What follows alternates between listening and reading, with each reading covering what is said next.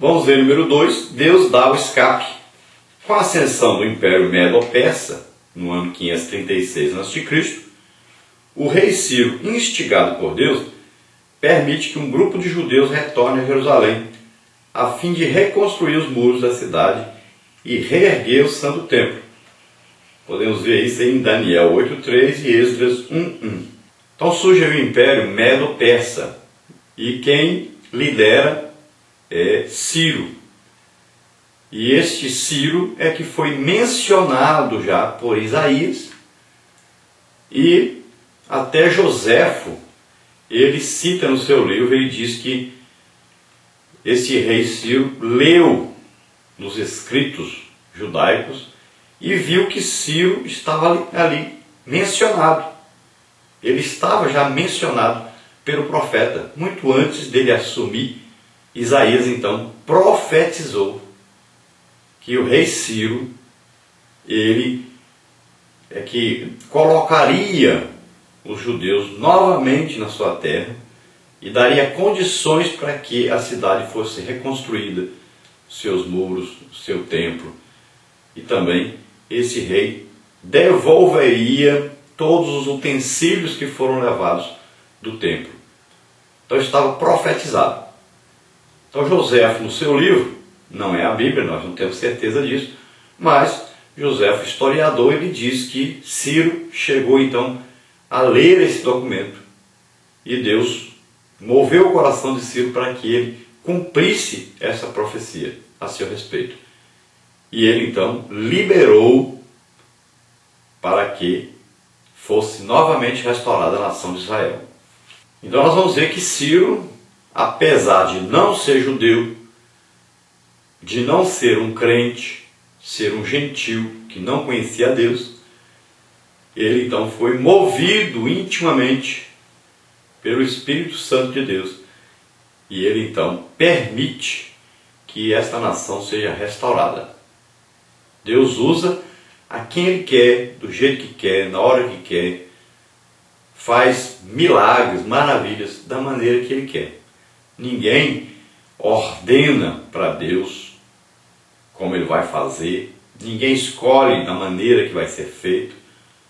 Mas Deus é soberano e Ele age na sua soberania. E Deus sabe o passado, sabe o presente e sabe o futuro. Então Ele faz tudo perfeitamente na hora certa. E aquela era a hora já prevista, profetizada a respeito do povo de Israel. Nós vamos aí ver 3, a volta com Zorobabel. Então, sob a proteção de Ciro, uma primeira leva de 42.360 judeus, sob a liderança de Zorobabel, retorna a Jerusalém para reconstruir a cidade e a casa de Deus. Isso está registrado segundo o livro de Crônicas 36, 22 e 23, Jeremias 29, 10. Então aí, pouco mais de 42 mil pessoas voltam a Jerusalém, que estavam cativas lá na Babilônia, naquela região ali, onde agora quem governava eram os persas. Então, debaixo da proteção de Ciro, Zorobabel, que era um príncipe judeu, ele é então ordenado, ele é então direcionado e enviado por Ciro para ir a Jerusalém e restaurar a cidade, o templo. E ele leva com ele então aí pouco mais de 42 mil judeus para fazer esse trabalho e ajudar aqueles que estavam lá, que ainda não tinham ido para o cativeiro, porque muitos, durante as guerras que houveram, eles ficaram na terra, se esconderam, fugiram para o Egito, alguns, e outros fugiram para os interiores e tal, e escaparam, não morreram, mas ficaram ali empobrecidos, escravizados, né? E muito maltratados e humilhados. Então vão esses 42 mil e poucos judeus, junto com Zorobabel, para Jerusalém, para restaurar então a cidade, os muros e o templo. Então você veja que durante o êxodo, a população de Israel era mais ou menos aí por volta de 3 milhões de pessoas. Veja o trabalho que Moisés tinha. Por que Moisés foi preciso ficar aí 40 anos aprendendo toda a ciência do Egito, né? Aprendeu medicina, aprendeu táticas de guerra, aprendeu a construir, aprendeu tanta coisa no Egito, e depois ele teve que passar 40 anos aprendendo a cuidar de ovelhas, para ter paciência, para cuidar de um povo muito grande, de um povo muito numeroso. Então ele passou 40 anos cuidando de ovelhas no deserto, na terra de Midian depois. Então em 40 anos ele aprendeu a ser grande, a ter todo o conhecimento humano. Depois de 40 anos aprendendo a ser manso, humilde, a ser um líder, né? Sendo muito paciente, muito manso, para poder depois guiar uma grande multidão que saiu do Egito para ir à terra prometida, a terra de Israel. Então Moisés passou depois mais 40 anos conduzindo esse povo até morrer, sem entrar na terra prometida. Ele viu, mas não entrou. Por que isso? Porque a lei, ela não conduz o homem à promessa, à salvação. Pelo contrário, a lei condena o homem para que ele sinta a necessidade de um Salvador. E ele seja então levado até Jesus, a solução para o pecado. Então a lei mostra o pecado, revela o pecado e condena o pecado. Agora a graça de Deus apresenta para nós a solução do pecado, que é Jesus Cristo. Ele que levou os nossos pecados sobre ele e morreu por nós na cruz. Aleluia. Então Moisés era um representante da lei. Ele não poderia entrar na terra da promessa, porque ele representava a lei, e a lei não conduz o homem à salvação.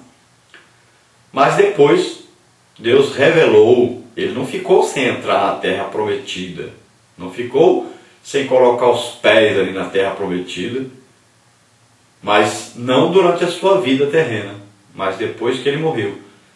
Deus então sepultou o corpo de Moisés, e ele vem na transfiguração e comparece ali, ele representando a lei, Elias representando ali os profetas, e Jesus representando ali a graça de Deus.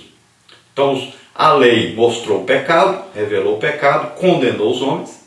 Elias prometeu, veio mostrando a mensagem de que havia solução para o pecado, porque haveria de vir um libertador, haveria de vir um salvador, haveria de vir um profeta cheio do poder de Deus, fazendo milagres e maravilhas. E Jesus então mostrando-lhe que ele era aquele que foi prometido pelos profetas. Ele era a solução para o pecado que a lei revelou. Ele era o próprio Deus que veio para salvar os homens dos seus pecados. Glória a Deus. Então, de que maneira Zorobabel começou o seu trabalho? Primeira coisa que ele fez, reconstruiu o altar dedicado a Deus. É assim sempre que o crente deve agir. Quando está com problemas, a primeira solução é procurar por Deus, orar a Deus, entrar em comunhão com Deus, é buscar a presença de Deus em oração. E o altar fala de sacrifício, o altar fala de dar a vida, de entregar a vida, porque esse altar de adoração não é um animal que você vai oferecer, é a sua vida. Lá no Antigo Testamento, as pessoas colocavam ali um animal.